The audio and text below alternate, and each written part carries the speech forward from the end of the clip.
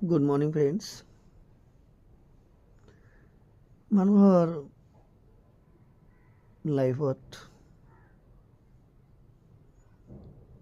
একোৱে নাই, গতিকে আমি মাত্ৰ দুদিনৰ জীয়া সপোন লৈ এই ধৰাৰ বুকুলৈ আহিছোঁ। হয়তো সময়ৰ বালিঘৰত আমি কিছুদিন উলহ মালহেৰে আমি আমাৰ সময়বিলাক অতিবাহিত কৰি আকৌ আমি আমাৰ নিজৰ গন্তব্যস্থানলৈ যাবই লাগিব। সেয়ে এই খন্তেকীয়া সময়খিনি আমি এনাই মিছা অদৰকাৰী কামত খৰচ নকৰি সময়ক সদব্যৱহাৰ কৰি আমি প্ৰতিজন মানুহে প্ৰতিটো দিনৰ প্ৰতিটো মুহূৰ্ত প্ৰতিটো সময়খিনি অতি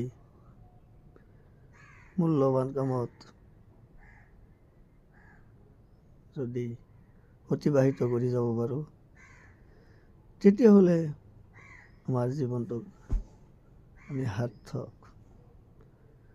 কাৰণ life is one time gift for God. সেয়েহে আমি আমাৰ জীৱনৰ প্ৰতিটো মুহূৰ্ততে মূল্য দিয়া উচিত। কাৰণ যদি আমি সময়ক চিনি নাপাওঁ, বুজি নাপাওঁ, তেতিয়াহ'লে আমাৰ এই জীৱনটো ব্যৰ্থ।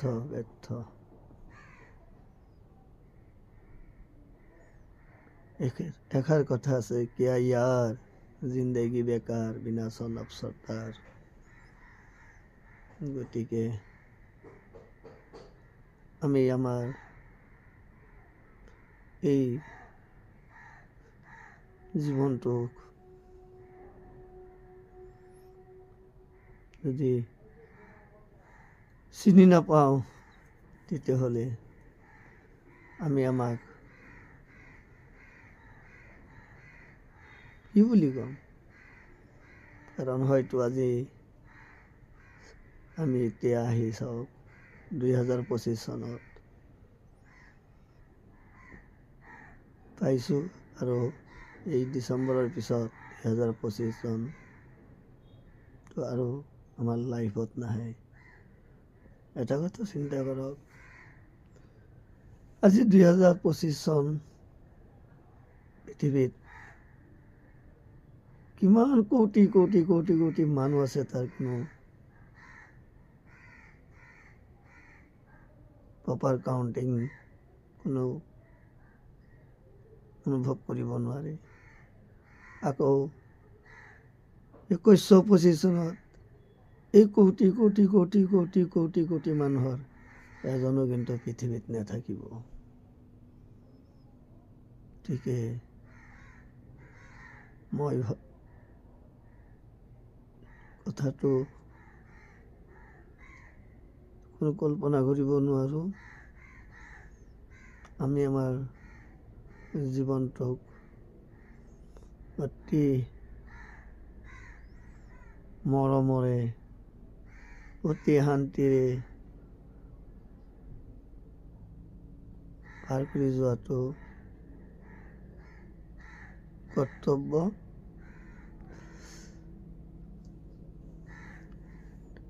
তাইলৈ মোৰ ৰিকোয়েস্ট থাকিল,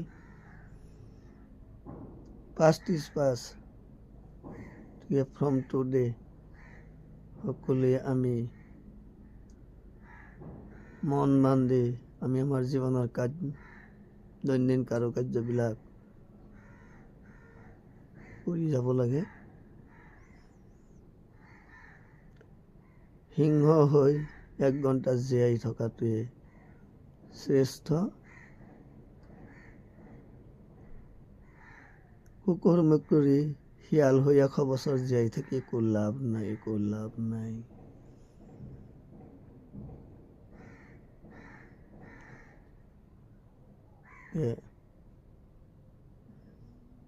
এতিয়াৰে পৰা আমি আমাৰ অতি মূল্যৱান জীৱনটোত পোৱা সময়খিনিক আমি সকলোৱে অতি মূল্যৱান বুলি গণ্য কৰা উচিত। সকলোৰে জীৱনটোক শান্তিৰে আনন্দৰে উদযাপন কৰি যাওক। আৰু মোৰ সকলো বন্ধু বান্ধৱ সকললৈ আগতীয়াকৈ 2026 চনৰ নৱবৰ্ষৰ আন্তৰিক শুভেচ্ছা জ্ঞাপন কৰিছোঁ। জয় জুবিন দা, জয় আই অসম।